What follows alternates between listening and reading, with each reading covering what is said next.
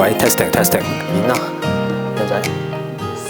This is 100-inch, and this is 150-inch. The AWOL 3500 has 3,500 ANSI lumen, and you can see with that sort of ambient light, like your home and saloon, and you can still enjoy the 150-inch screen.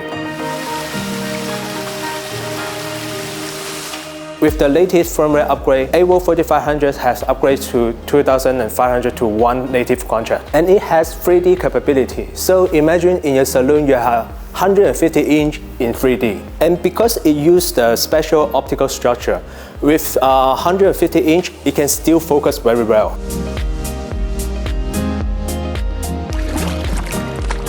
And it has with the latest firmware, it has 2,500 native contrast.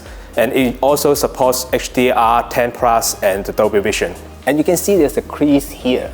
And because they stick two screens together, you can see, when you close up, you can see a fine line here. But when there's a projection, and it doesn't matter.